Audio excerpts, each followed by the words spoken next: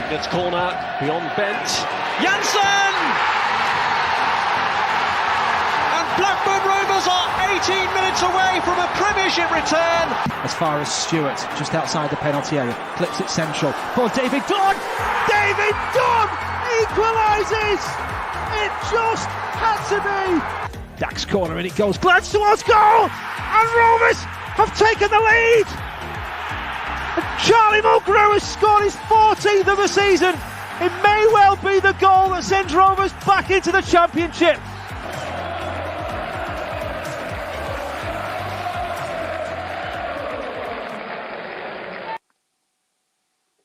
Hello Rovers fans and welcome to another edition of On the Other Side, live with me, Ryan Hildred from Rovers Chat.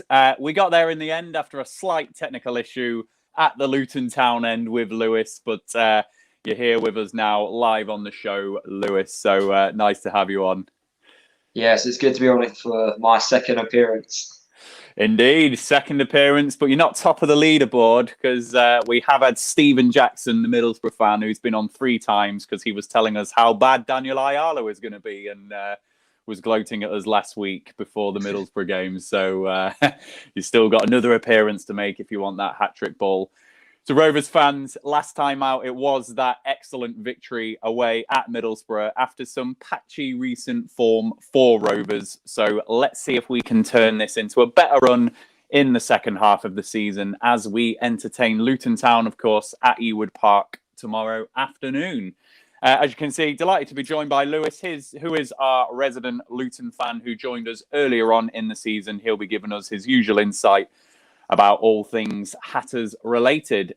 Rovers fans, as ever, and as I can see already, please do interact with us this evening. Let us know your comments, your thoughts, etc., as we preview the game. If you are not following us on Twitter, we are Rovers_chat on Twitter. And please hit that subscribe button on our YouTube channel as we are trying to get towards 1,000 subscribers on YouTube. So if you're not, hit that subscribe button and we will keep bringing you all of that video content as we have been this season. But before we make a start, we will remind you, of course, that we are sponsored by 𝐂𝐎𝐿𝑓𝐿.com. The Rovers Chat YouTube channel is proudly sponsored by 𝐂𝐎𝐿𝑓𝐿.com. They've got retro football from every era with mugs, phone cases and much more. They also have plenty of Rovers goods, including apparel with the famous 94-95 season and this season's kit.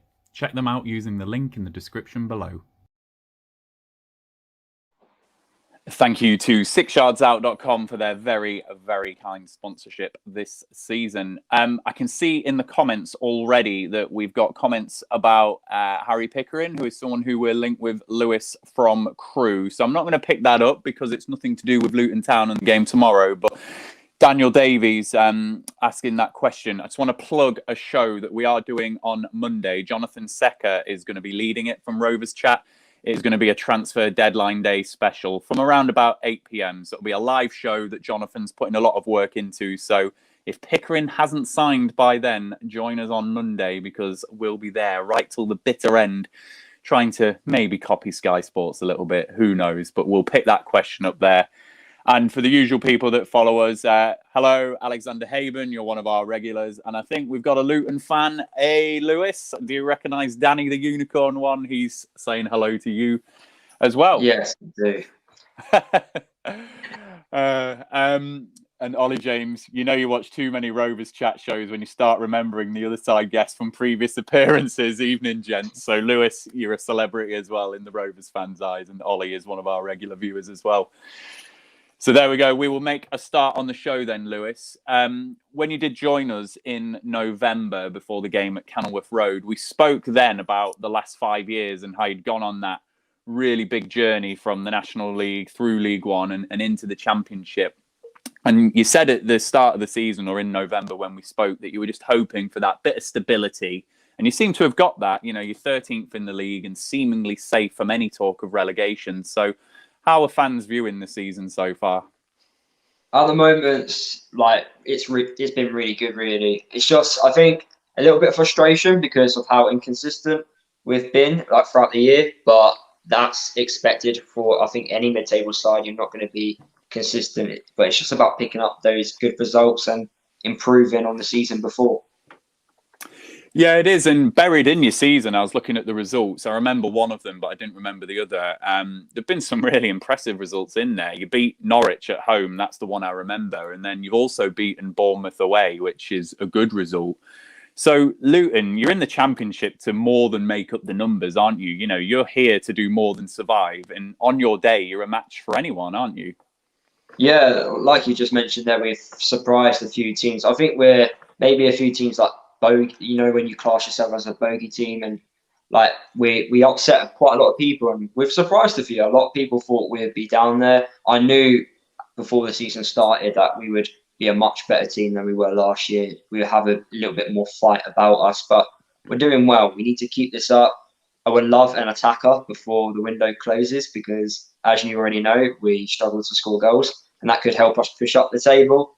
But if not, then we're gonna have to cope with what we've got and keep grinding out those results which we have done so far this season. Yeah, I must admit, I didn't have Luton in my pick to be relegated. I thought there was a cluster of 6 to 8 clubs that were kind of in that relegation battle race, and I never had Luton in it. I thought you'd have a better season. I do have a bit of insider info because one of my good mates is a Luton fan as well, and I wasn't convinced that you'd ever be in the relegation battle, and that seems to be how it's going. Alexander, it's not possible to watch too many Rovers chat shows, is it?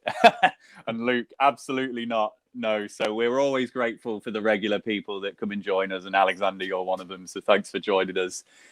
So Lewis, what are the hopes for Luton then? So you're in that weird position where you're on 33 points, you're 9 points off 6th place, 10 points from the relegation zone, so you're kind of in that mid-table area. Are there any calls from any of the fans and thinking, oh, we might just go on some kind of insane run and make the playoffs? Or really, is this just about plugging away, keep getting those points until you reach that safety point? It's a mix of, some fans think, yeah, playoffs could be achievable. Some say we're going to do what we did in the first half of the season. And then some say that we could still be down there because, like I mentioned, scoring goals isn't what we're good at so far this season. But I think playoffs, I think it's too ambitious for us, and we're not ready. Even if we get into the playoffs, yeah, okay, I won't say no to them, but I'd rather be in the playoffs where we are ready, you know, and be more competitive. Because if we was to get in the playoffs by some miracle and go up, we are going down straight away, because there's no way in hell we would stay up in the Premier League with our stadium, with our finances. There's no chance in hell. So we might as well have a few seasons in the Championship and build and wait until we go into our new stadium. But we want progression, so hopefully we get that. But I think if we can repeat what we've done in the first half of the season, then I think we will be around about where we are now, really. But my issue is, recently, for the last, I say about 3 months now, scoring goals isn't something we are good at.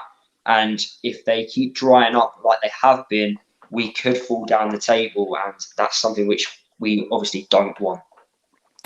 Yeah, and this is a bit of a danger point of the season, as Hull City found out last season, didn't they? You know, they were right up there and then just completely fell away. And I do remember Rovers as well. It might have been in the first season we were in the Championship, or it could have been another one where you start to tumble and then you start looking over your shoulder. And when you get on one of those bad runs, they're hard to get out of, aren't they? So, yeah, interesting.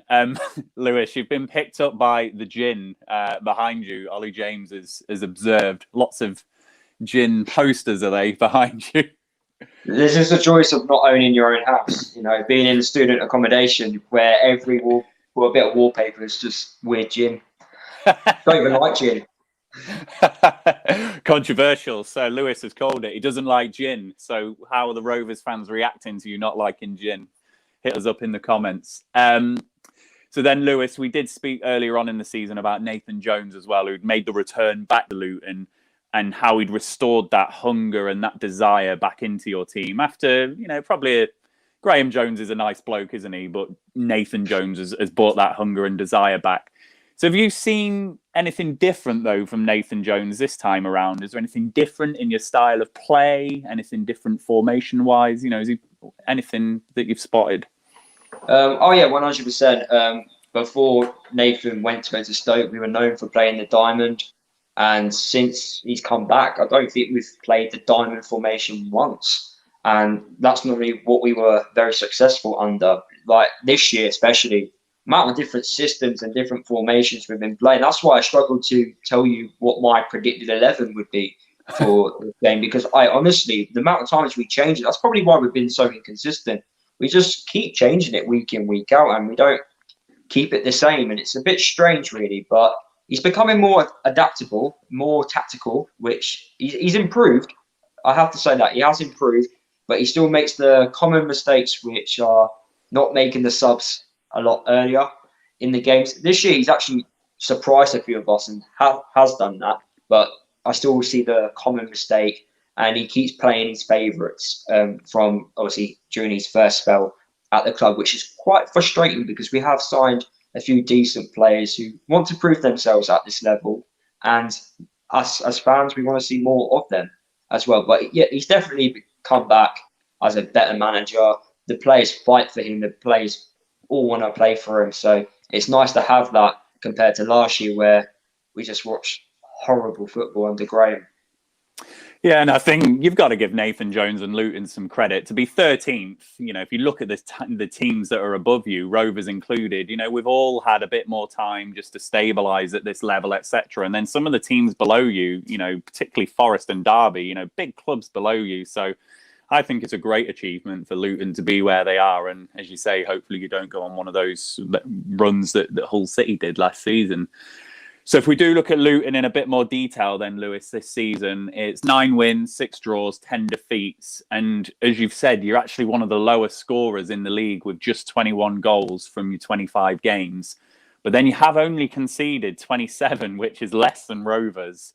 I've always associated Luton, though, with scoring goals in the past. So what is the difference?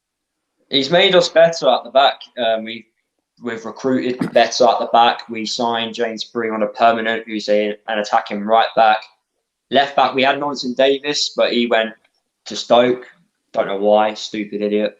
But yeah, he went. He got called up for Wales, and he would never have got that if it weren't for us.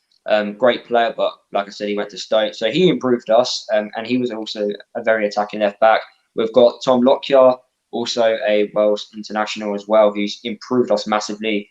He was at Charlton last year. We've learned how to defend this year. Last year we just didn't have a clue how to defend. This year we do.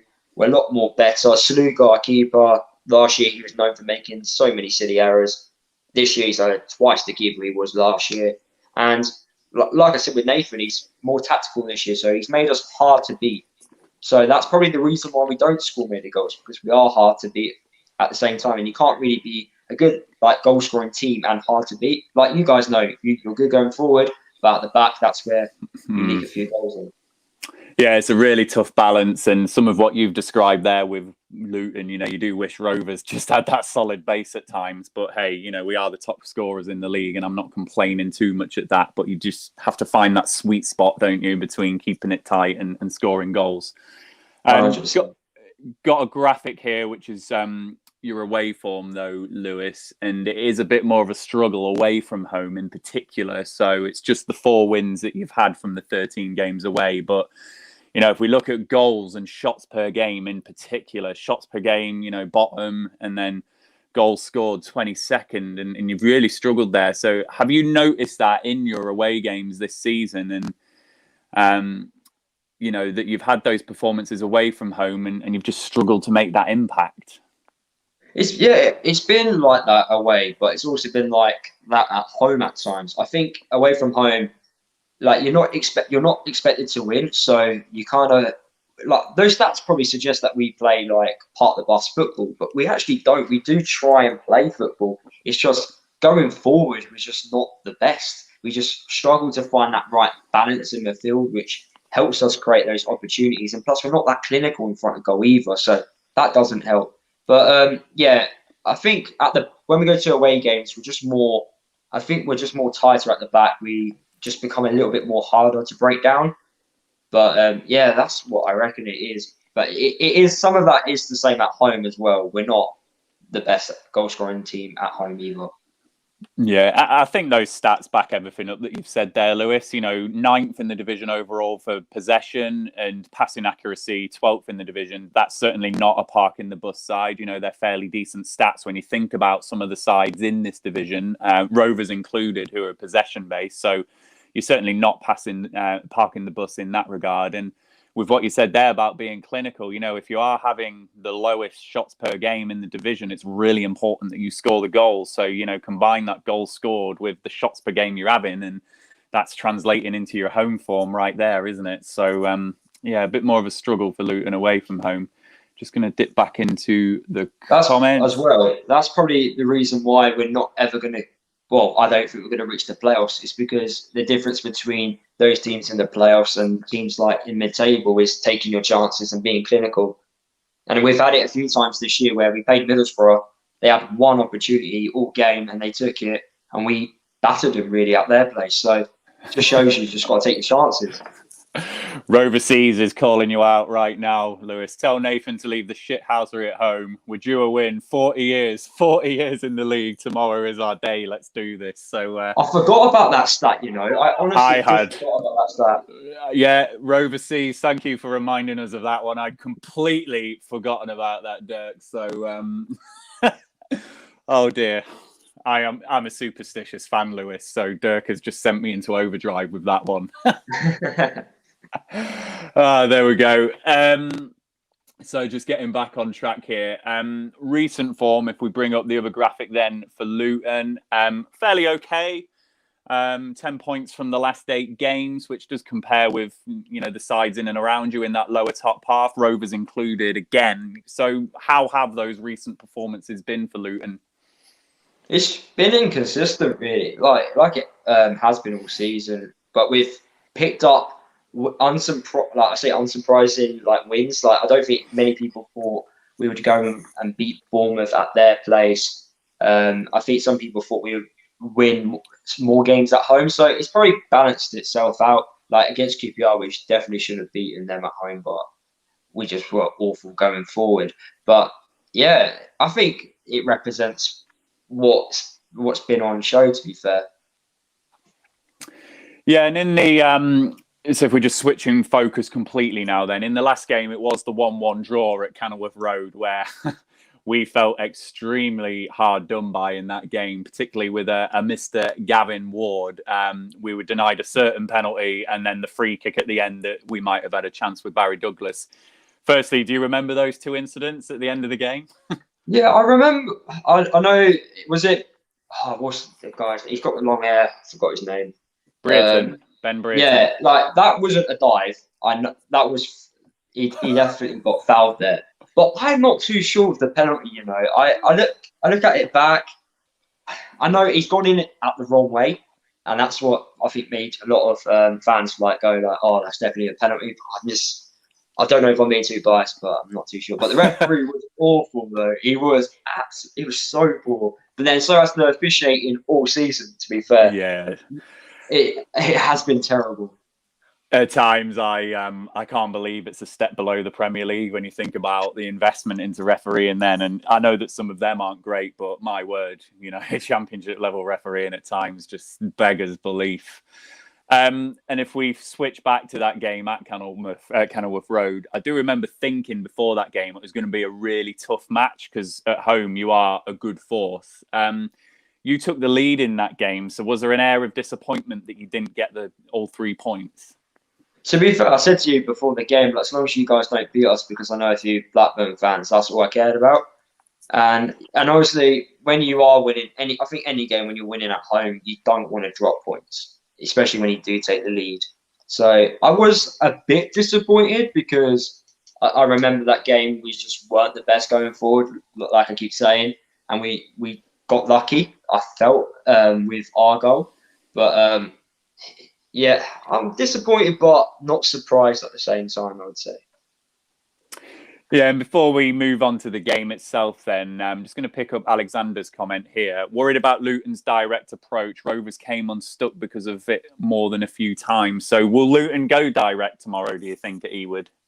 I do reckon we won't go direct. We'll try and play football, but I do think we'll play a bit more physical. So we will play for free kicks and corners and try and hit you on set pieces, because I know the last few times we played against you, we've scored from set pieces. So I do think that is an area which we are going to target.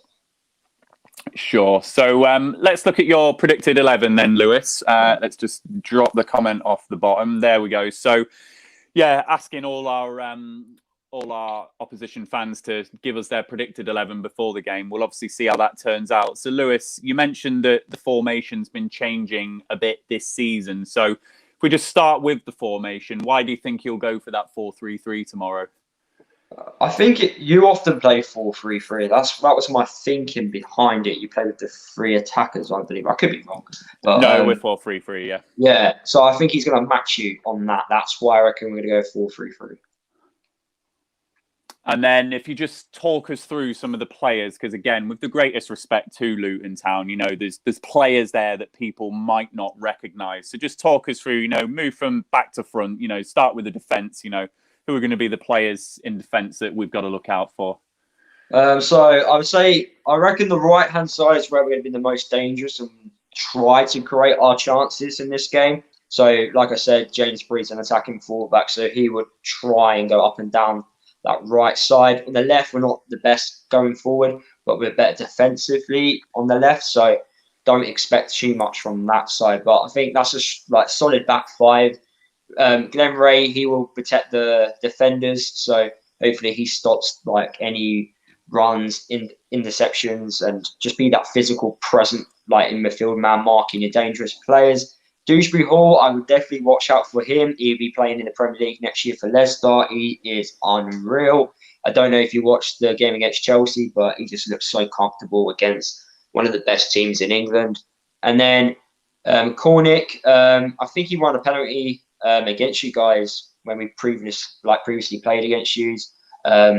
He's also got, for some reason, a long throw on him, which we've just discovered this year. That came out of nowhere, if I'm being honest. So we will target his long throws as well in this game. So if you've got like a big, I don't know, like, well, you know, that area by the pitch where you can do that long throw. If your area is quite big, we're going to target that bit as well. So put a few long throws into the box.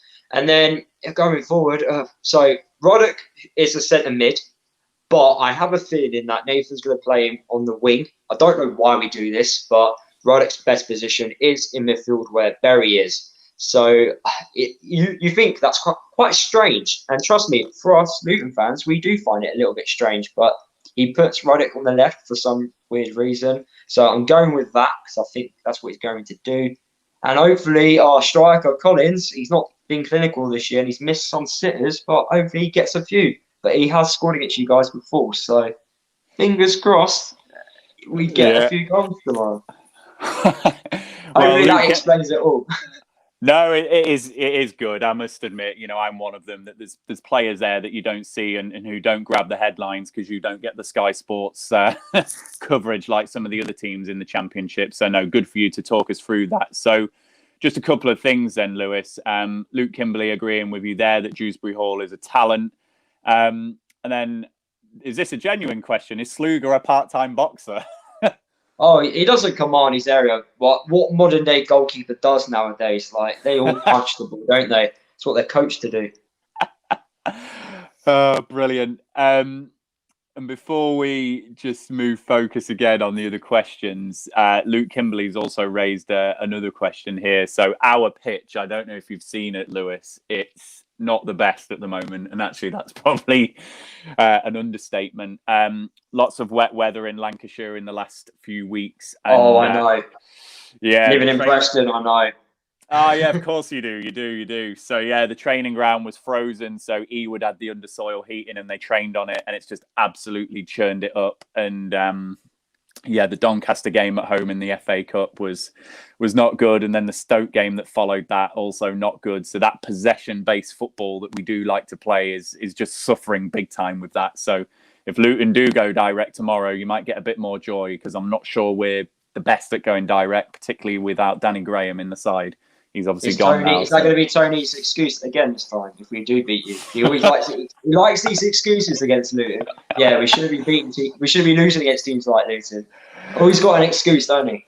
Tony, he's usually fairly humble in defeat, but if you pick that one up, I've not done it. And then Ollie James, showing my age now, but in the late 80s, I was a Luton member and went to most of their games for a couple of seasons in the days of Ricky Hill, Steve Foster, and Brian Steen, etc. I can't say I recognise those names, Ollie. Oh, we do. Legends. Alexander, my apologies. It's been a long day for me, trust me. So it was not a poor attempt at a joke. It was my brain's poor attempt at understanding the joke. So it wasn't a poor attempt. It's my tired brain. So, Lewis, going back onto your side then, where are going to be the areas of weakness here for Rovers to exploit tomorrow? Probably, I think because James Breed likes to go forward, probably down on the right-hand side. You may catch him on the overlap, like when he tries to go forward, obviously catch him that side. So it'd be your left attacking. So I don't know who attacks down your left. It's not Dolan, is it? Ben Brereton, if he's going to start him. He didn't start the last game, but he came on and made a good impact. So he could start tomorrow. Yeah, so he potentially him. I know you've got Dak. The worst thing that could happen to me is Dak doing well and getting a goal or assist, because I won't hear the end of it by a few Blackburn supporters. So that could be a nice area to maybe exploit us through the middle.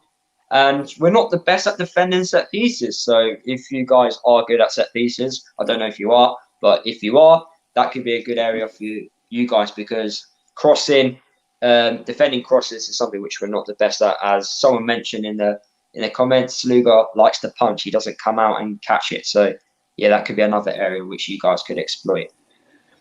Rovers fans, help me out. I don't recall us scoring from too many set pieces this season, but that again could just be my very tired brain. But I'm trying to think of, things like Lenihan scoring a header or things like that. I don't recall too many. So hopefully someone can pop it in the comments box how many we have scored. But I don't think it's that many, Lewis. Okay, that's good. That's a good thing. Yeah, Alexander, we're not good at set pieces. So yeah, I don't think we've done that many.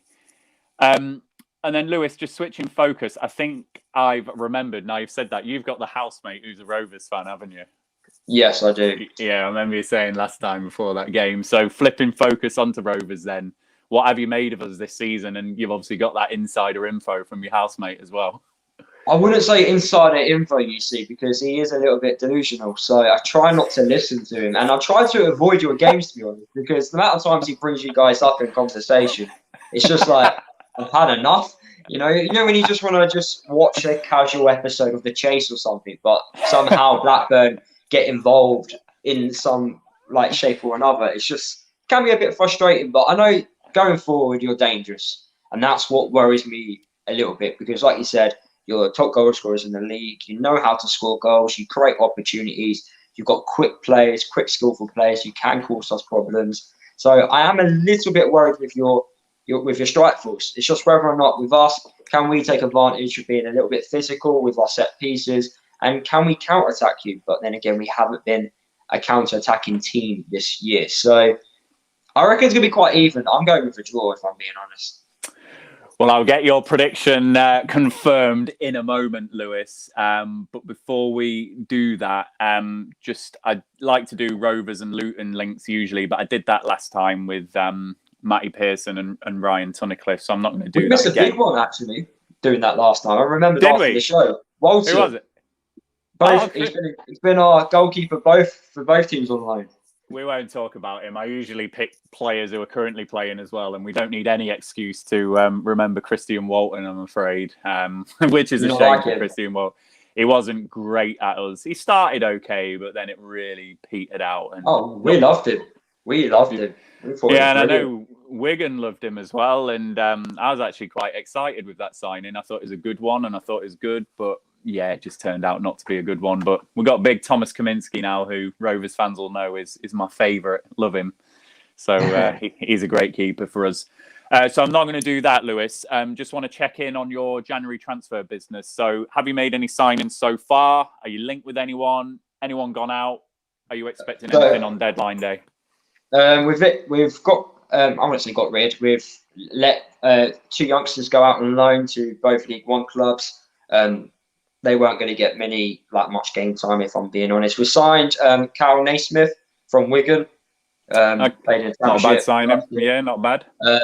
He could play anywhere. I didn't even realise that. Like left back, centre back, centre mid. Like, too bad he can't score goals, but he's useful, I guess. We definitely need an attacker, but by the sound of things, according to Nathan Jones, we're not even close yet to bringing someone in. So I'm expecting us to be some sort of busy on transfer deadline day.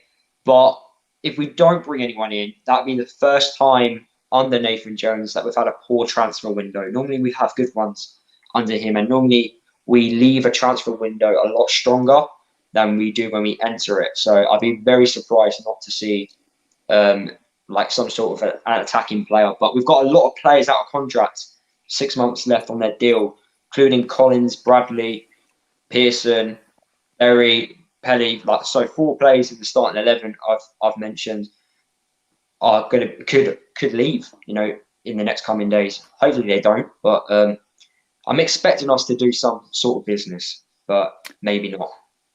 Yeah, I think it might be weirdly busy on Monday, actually. I think just with the way the last couple of seasons have been with COVID and everything like that, and that contract thing that you said there, Rovers have got players in that boat as well. And I just wonder if agents are going to just start talking to clubs on deadline day, and maybe things will get done and it'll set little domino effects off. So, yeah, it wouldn't surprise me if there's a few deals and Premier League clubs loaning people out, things like that. So could be a busy one. I reckon there'd be more loan players than permanent transfers. Definitely more loan.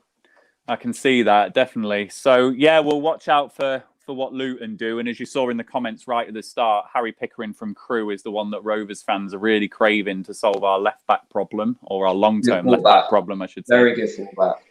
Yeah, so we're hoping to get that one over the line and see what other rabbits Mowbray's got in his hat. So Rovers fans, Lewis has let his rabbit out of the hat with his prediction. But whilst I'm going to get Lewis just to expand on his prediction, hit us with your prediction in the comments box and we will pick them up before the end of the show. As usual, I will give mine as well. So Lewis, what's your score prediction? How do you think the game's going to go tomorrow? I reckon 1-1. I want us to score first just to calm my nerves down, because I don't really want you leading at all in this game. I don't want the backlash. Normally this game would be a nothing game to me, but because I know people, it's just like I'm gonna have backlash, and I don't want it. But this is the last time I'm ever gonna experience this experience, because I won't be with him in future seasons. So that's all right. But so it's just getting through this one. Just don't lose. I'll be happy. I reckon it's going to be 1-1. I reckon we're going to take the lead, and I think you're going to get a goal late on, 80-minute plus, and get the equaliser. So that's my prediction. I think you're going to create too many opportunities, and we're just not going to stop you. But then again, we're not going to create many opportunities ourselves to score goals. So yeah, 1-1. Well, you have been very observant of Blackburn Rovers this season, because we don't like going behind in games. And when we do go ahead, our points record is phenomenal. So I think before the Middlesbrough game, I saw it was 25 points from 27 available when we've took the lead. So that must be, 28 from 30 games now. So we are a side that likes to take the lead. So a very good observation from you there, Lewis. So again, first goal is critical, and with the state of our pitch and the way that we do try and get back into games, if we can't get that possession football going, then yeah, we might struggle if we fall behind. However, I don't think we will. I'm going to go for a 2-1 Rovers victory. I'm feeling semi-confident on this one, just with some of the stuff that you've said there, your away form and just how you are. I've just got a little... I said the same to Bournemouth fans, and they thought, yeah, we're going to win 3-0, 4-0. And then we just turned up and thought, yeah, we're going to get a surprise result. I feel like if I think negative, and the boys prove me wrong, I feel a lot more happier. So fingers crossed. We get a result, to be fair. I'll take a point. A point away from home is not bad. That'd be good, particularly when you're in the business now of just chipping away at those points to stay up and, not getting dragged into into the relegation battle. But I should know better. This is also our fourth away game in a row as well. Is it? So, why is that? Yeah, because of Chelsea in the FA Cup. So we had Bournemouth, Brentford away, Chelsea away, and then you guys away. So it's, we played quite a tough run of fixtures away from home. Wow, I didn't realise you'd had 4 in a row like that. That's quite remarkable. So have you had a game postponed in the meantime? League game at home? We did weeks ago. We had a COVID outbreak, but only one game got postponed, and that was, I want to say QPR. But we've played that, so I don't know. I think Brentford had. Oh yeah, it was Brentford. They had a COVID outbreak, and they rescheduled it to midweek when we played them. 4 away games in a row is quite unprecedented. What I was going to say is I should know better than to predict us to win, knowing that 40-year record is hanging over us like. Everybody stays. As I say, I am a superstitious Rovers fan. I was superstitious on Sunday with this game away at Middlesbrough. I predicted us to lose away at Middlesbrough. So, I should know better than to go against stats and stuff like that. But I'm going to stick at it. 2-1 Rovers. I'm feeling it. So let's pick up the score predictions that we have had. So Mark Whittle was in there first. Rovers 1, Luton 0. Danny K has gone for 2 predictions. He's gone 2-1 Luton, then 1-1 draw. So, Danny, do you want to let us know which one you are going for on that one? You've not predicted a Rovers win, so we can take that one. Autumn Penkridge, 2-0 for Rovers. Luton away form / scoring not great. Alexander Haben, 2-1 Rovers. Ollie James, Rovers win 1-0. Not predicting a 𝐿𝐿 goal this week, but we'll predict an assist. Long ball to Armour on the counter-attack. I like it. Stephen Mason has gone for Thomas 𝐿𝐿 to score 1-0. Luke Kimberley, 3-0 Rovers. And also observing that your flatmate must be such a rascal, Lewis. There's better words I could describe him than that. Alex Isherwood, 2-1 Rovers or 1-0. Come on, Alex. I'm a superstitious fan and I went for it. 2-1 Rovers. Give us a proper prediction. The win or the draw, let us know. Danny K has reconfirmed 1-1 is what he's gone for. And then Abby Sahar, 3-0 after a long think. I think Rovers is going to be free scoring. So you are with Luke Kimberley on that one. Ollie James will be gutted if 𝐿𝐿 scores this week. Now, yeah, just imagine that, Ollie. He predicts 𝐿𝐿 as a bit of a running joke to score every week, and he's not done it this week, Lewis. So we'll see what happens. Well, hopefully we don't keep it doesn't score. So we'll wait and see whilst I wrap up the show whether Alex is going to qualify as 2-1 or 1-1 prediction as well. But Lewis, thanks ever so much for joining us this evening. Really great to have your insight and good to have you on the show again. Obviously, no worries. Thank you for having me on. Yeah, I hope it's a painful evening for you tomorrow and you can remember your Blackburn Rovers flatmate in the best light possible when you look back on this time last year when you get to next year.